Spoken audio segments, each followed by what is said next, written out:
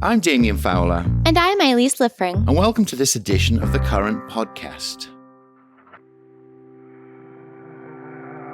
This week, we're delighted to talk with Marissa Solis, the SVP of Global and Consumer Marketing for the NFL. In 2021, the NFL recruited Marissa. After almost 2 decades as a marketing leader with PepsiCo, it was an opportunity to influence the league's almost 400 million sports fans around the world. It's an incredible feeling when the NFL calls, and especially with an opportunity to influence the messaging and the marketing of such an incredible platform with so much potential. You know, it's an opportunity I can pass up.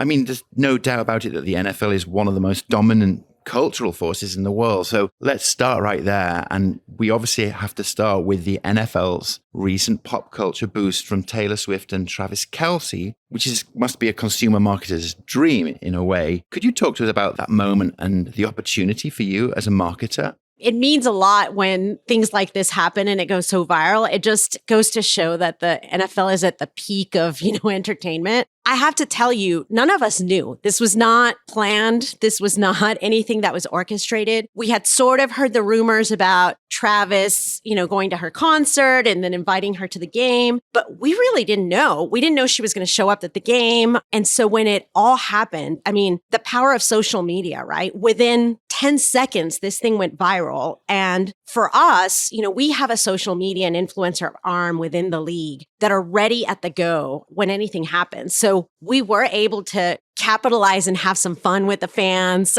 We created some 101 football videos for Swifties that had never seen the game before on how you play. But think about all of the NFL fans that don't know who Taylor Swift is. So we also were able to do a little bit of education to some of our NFL fans about who she is. So it's actually been a cultural education for a lot of people, and we've had a lot of fun with it. Yeah, thank you for clearing that up, because I think a lot of rumors circulating was like, oh, the NFL's behind it. They know this happened. We had no idea. No idea. But I think, it's a really good lesson for marketers. Culture happens at the speed of light, and you just have to be ready. We like to say or think we create culture, but culture is organic and embedded. Culture just happens, and we just happen to be ready at the moment, right? There's no doubt that the Super Bowl is the high point of the year. Curious, are you going to be using some of these immovable cultural forces like Taylor Swift and Kelce in your Super Bowl messaging? We always leverage the Super Bowl to do some powerful messaging around the joy of the sport, but also how the sport transcends. So last year, the message was all around the power of women and what women bring to the sport. And now we're in the Olympics. So you're going to see some powerful messaging about what the league means to culture. It will be a very powerful message. On that note, do you have a favorite Super Bowl ad? I did not even know you were going to ask me that, by the way, but I have to say, and it's very ironic, my favorite Super Bowl ad of all times was actually created by Tim Ellis, who's my boss. He was not at the NFL at the time. He was at Volkswagen. And it's the Darth Vader spot. I don't know if you know where the little boy, he's playing Darth Vader, and at the end, the dad turns on the car and he's like, oh my God. I love that spot. And when I interviewed with Tim, that was the first thing I told him. I'm like, I can't believe I might get to work for the person that created, one of the best spots of all time. So cute. That's it. I wanted to just pivot a little bit. I saw an interview in The Hollywood Reporter with the NFL commissioner, Roger Goodell, who was headlined Hollywood's MVP. And in that piece, he talks about how the NFL has embraced streaming, which, is a topic we talk about a lot. And he was quoted as saying, the technology is changing, the platforms are changing, the economy is changing, and we have to be ahead of that strategy at all times so that we are where our fans are and on the platforms they want to be on. Can you talk to us a little bit about the challenge and opportunity of these streaming platforms that he's talking about? Really more of an opportunity. It really becomes about, like he said, being where our fans are. And we know, particularly Gen Z, they're not necessarily watching linear TV. They're not spending 3.5 hours, watching a game. And so that's why platforms like Google and YouTube and having Sunday Ticket on there opens up an incredible way to distribute our content. Also, it opens up the power of the creator economy for us because we can leverage a lot of YouTube's creators to create content to attract this audience. You think about all of the different things we've been able to do with that YouTube partnership. Every club has a YouTube channel. We have our Spanish language NFL channel. So we've been able to do a lot with Google and YouTube. We also have our Thursday Night Football partnership with Amazon. So for the first time ever, this is the second year that a Thursday night, a big platform game is completely streamed. We're now commanding on average 13 million viewers a week on a streaming platform. That's massive.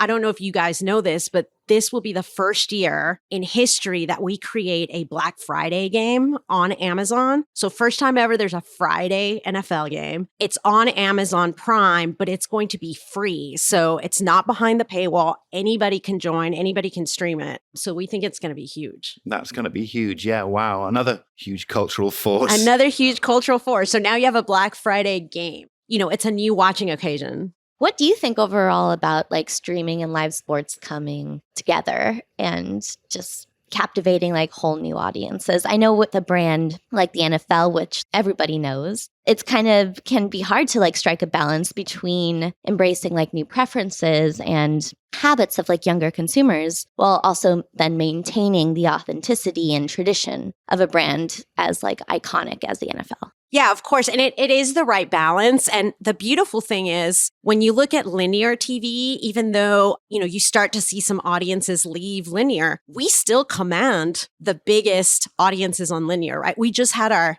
largest game ever on Sunday night with 28 million viewers. Now, some of that may have been the Travis and Taylor Swift effect, but we're still commanding audiences on linear. However, when you look at the opportunity to do streaming, like I said, direct to consumer, we just launched our direct to consumer platform, NFL Plus. And so you can also stream games on your mobile. You can look at statistics. You can look at lifestyle and stories of the players and really get much more involved in the game than just watching, the traditional 3-hour game. There's a lot more there to see and learn about. Now, part of your remit is to help diversify the marketing for the NFL, or as you put it so nicely, future-proof the brand. I've read that 60% of the NFL audience is white and over 35. The America of the future, however, will be very young and multicultural. So how do you approach this challenge? I think that stat that you read is probably about 2 years old. And interestingly enough, that was one of the reasons I came to the NFL. In order for us to stay relevant in the future, we have to reflect the audiences that we serve. And as the world gets more multicultural, as Gen Z and Gen A, as they kind of come into being, we really have to embrace them and bring them in. So part of our strategy is to keep the fan base we have, but a big part of our strategy is to extend to those new audiences. So that includes, Gen Z and younger audiences, but also multicultural audiences, our Latino audience, our African American and Asian audience, our LGBTQ community. Like we really need to embrace them and bring them in to engage with the sport in a new way. Can I just ask, how specifically do you try to engage those different communities? Yeah, I think it's about meeting them where they are, both from a channel perspective, right? How they're watching, but also understanding how they engage with the game. They all engage with the game very, very differently.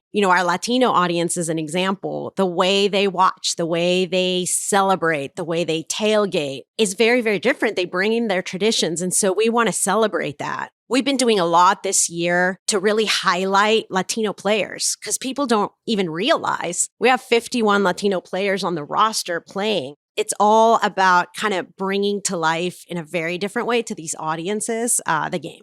And one of those audiences is women too. And the NFL has made a big effort towards getting more women involved in the game, both as staff and then as fans. What are some ways you're trying to connect your marketing to women? Yeah, I think women, are a big part of our fan base. Almost 47% of our fan base are women. We have the highest women fan base percent of any league in the country, and women love football, right? So it really is about engaging them in the game in a unique way, recognizing not just how they engage and watch the game, but also how they participate. I don't think people realize we have so many women champion players, right? Both flag football, but also tackle. I just heard that there was the first ever high school girl that just got a scholarship to play tackle to be the kicker for a college team. So more and more women are participating. They're becoming coaches, trainers, scouts, executives. So it's a great way to kind of see that level of participation. And of course, we have to get back to Taylor and the Swiftie effect, capturing this fan base, right? The Swifties, as you call them, and really having the opportunity to educate them, bring them in, bring kind of that cultural fandom, the lifestyle, whether it's the music, the fashion, the food, all of those things are part of the NFL and part of the sport. So it just makes it richer and more relevant. Do you see that Taylor Swift effect, if you will, kind of more as like a flash in the pan, or do you think it'll have like a lasting engagement, especially with women?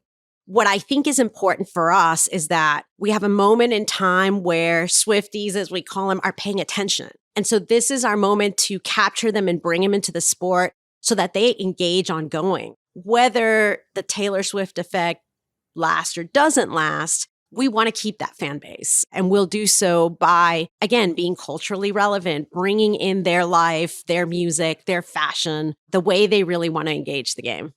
The NFL really is a cultural force, and a lot of brands look to the NFL as sort of a beacon for sports across the media landscape. I'm wondering how, you approach distribution and partnerships in your marketing and what brands can learn from how you approach it. I mean, again, it's really about being where the fans are. So every partnership matters, right? And we take every partnership very seriously. And so whether it's a partnership that has a lot of reach so that we reach a massive audience, or maybe it's a partnership that will reach somebody different, whether it's in another country or a segment of the fan base that we haven't reached before. We have a very nascent platform right now, as an example, called Mundo NFL. It is a podcast-based platform. And again, it's reaching a completely new audience and may not be as broad-based as, a Google or a YouTube, but it's still important for us because we're reaching that fan base. So it's a balance of reach, very, very targeted, but just making sure that we are offering the content and distributing it out there to,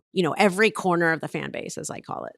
What kind of market research do you do to stay ahead of where fans are moving and the kind of things that they want to engage with and how that is evolving? Yeah, we're very, very engaged in research 24/7, 365.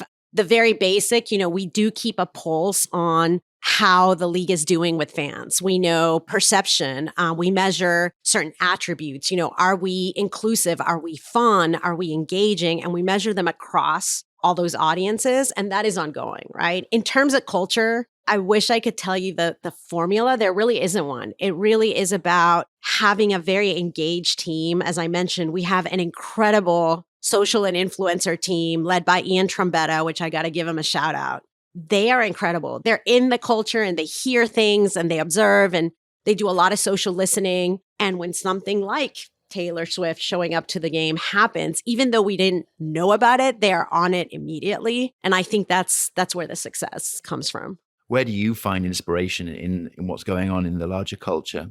We like the balance of timeless and timely. You've got to keep these timeless essence about you that creates your brand, but you also have to be really timely, right? I'll also say what inspires me at our brands with purpose, because we aren't just about the game. We transcend the game. We're such a big platform. We want to make an impact to communities everywhere. And we bring people together. We can uplift, underserved communities. So when I see brands like Patagonia doing things, they aren't necessarily for the profit of it. They're for the good of the community and the world.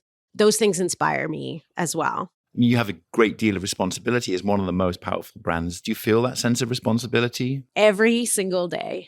There's so many eyes on the league. Anything that happens is talked about. We don't control the players. We don't control when Taylor shows up to a stadium. We don't control it. It is an incredible sense of responsibility to try to at least shape the culture so that, the message is a positive one and we make a positive impact, not a negative impact. So that's a tough one. Now, earlier this year, you announced the NFL expanded its global markets program. Can you tell us a bit about that and then what the marketing opportunity looks like internationally for American football? Super exciting. This is probably one of the things I'm most excited about the league. Arguably, we're the biggest sports and entertainment entity in the US. Not so much in the world. When you look at and see the power of FIFA and the power of Formula One, we want to be the number one sports and entertainment entity in the world. Now we've expanded. We have 21 of our clubs have signed international rights in all sorts of countries. So everywhere from Ireland, Africa, Brazil, Spain. And so in the very, very near future, you're going to start to see more and more international games, more and more of our clubs playing in the global arena. And of course, I have to mention the Olympics, right? We are now in the Olympics for LA 28, which will see, both men and women participating in our sport for the first time across the world. I read that you studied to be an ambassador. I did.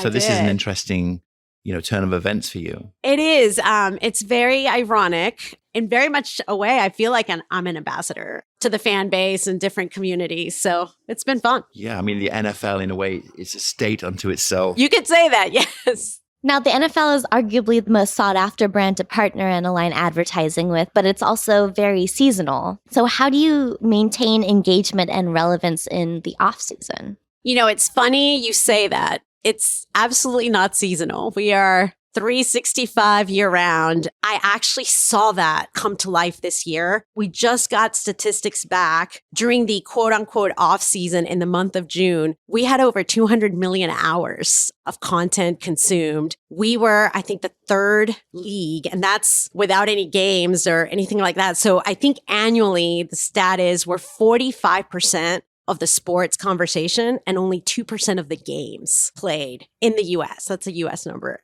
And it's incredible, right? Because in the offseason, people are talking about the free agents, who's going to sign on what team. And then you get content like the quarterback series on Netflix. And now we've got partnerships with, we have a partnership with Skydance to create stories and movies. Then you come have Back Together Saturday and training camps. And then you have the preseason. So there actually really isn't an off season anymore. I'm sure that's changing with streaming too, because you can just Content is king, right? Content everywhere. One final question. In your view, what does the NFL look like in 2030? I mean, I think, the vision is that we are the pinnacle of entertainment around the world. And so that means amazing live sports, unpredictable seasons, right? Just like we have today. The game played in every country and not just professionally on TV, but every country participating in the game of flag football. More Olympics, Netflix, or in the movie theaters, or much more storytelling around the incredible stories that this league represents. More diversity in the game, more diversity in the front office, in the coaching staff. So all good things, hopefully. Lots of impact.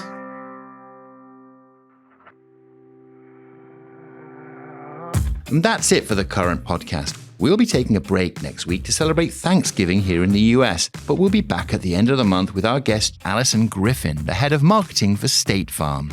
We've got to make sure the brand is strong, and branding is not product advertising. We need to make sure that our assets are known and appreciated. An asset is Jake from State Farm, also our jingle. And if you love this podcast, be sure to subscribe and leave a review. While you're at it, check out our other show, The Current Report, our weekly roundup of what's happening in the world of digital media. The Current podcast is produced by Wonder Media Network. Our theme is by Love and Caliber. The Current team includes Chris Berklier and Kat Fessy. And remember, we aren't just about the game. We transcend the game. We're such a big platform. We want to make an impact to communities everywhere. I'm Damien. And I'm Elise. And we'll see you next time.